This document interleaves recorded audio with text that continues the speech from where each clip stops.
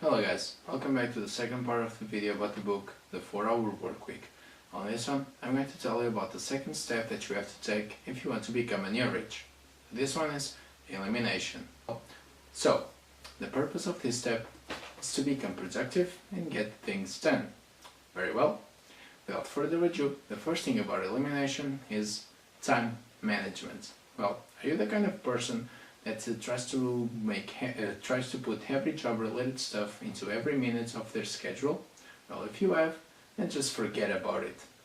So, most of the things that we put in our agenda are just job-related stuff that are useless for our objective, for our goal.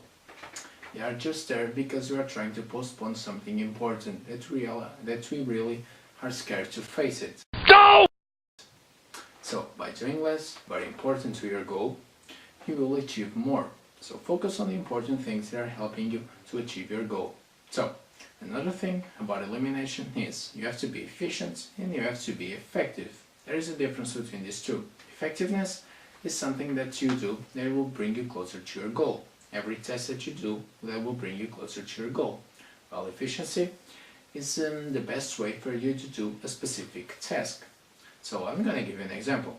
Imagine that you are the best door-to-door salesperson of your company. You are quite effective, but you're not really efficient because there are better ways for you to do this, like an email or a phone call. Well, keep this in mind. What you do is much more important than how you do it. So, effectiveness is important, but only when applied to the right things. So I find the right things? What you asked. So, for this one, I'm going to give you the 80-20 rule. You might know this one as the Pareto principle. So what this one tells us is that 20% of our actions leads to 80% of our results. So focus on the 20% of things that you do that are bringing you closer to your goal and focus on them. You will see your work time being much more reduced and your effectiveness increased. So, now that you know how to be effective, I'm going to tell you how to be efficient. This one, I'm going to introduce you to the Parkinson law. It takes that a specific task will swell in importance and complexity in relation to the time that we allocate for its completion. What? So, basically, if you have a task to deliver, like a paper to deliver, you can do it whether you have 1 week, 3 days, or 15 hours. The only difference is that if you only have 15 hours, you will only focus on the important things. On the other hand, if you have like 1 week to do it, you will swim yourself in a sea of useless information that are just going to drag you down and postpone you to the important things. So, 80-20 principle, Pareto rule, and the Parkinson law. So these two tell us that shorten tasks to important to shorten your time, and limit your time only to the important tasks.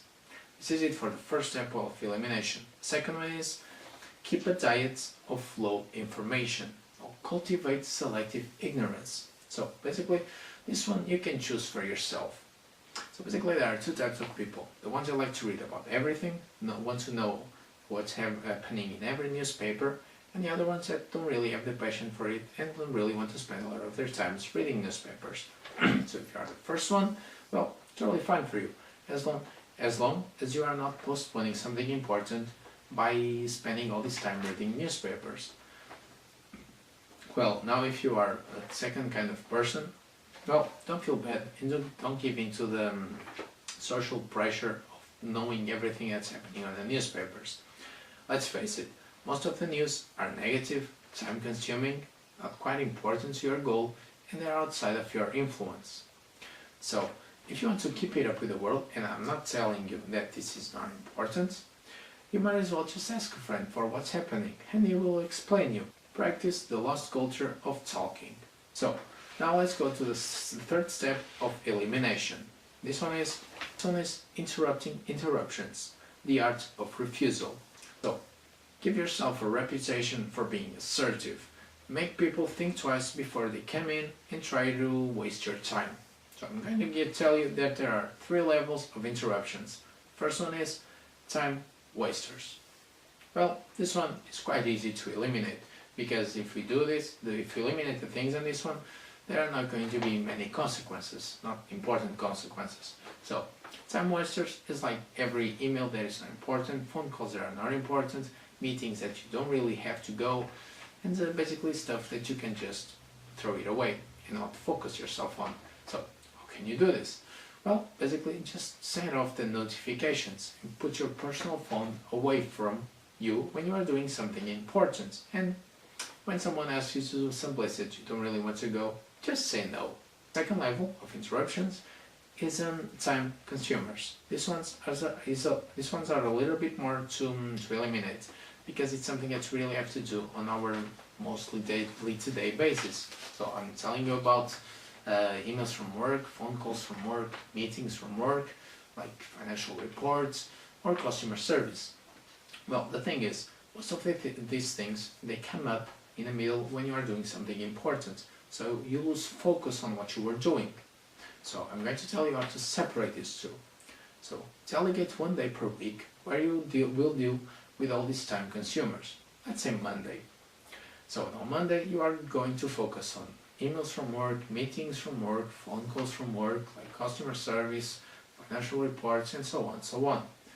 All the other days you are only going to focus on the important things that you have to do. Well, here's the catch. You might lose a customer or two because you are only delegating Mondays to all these things. But here's the thing.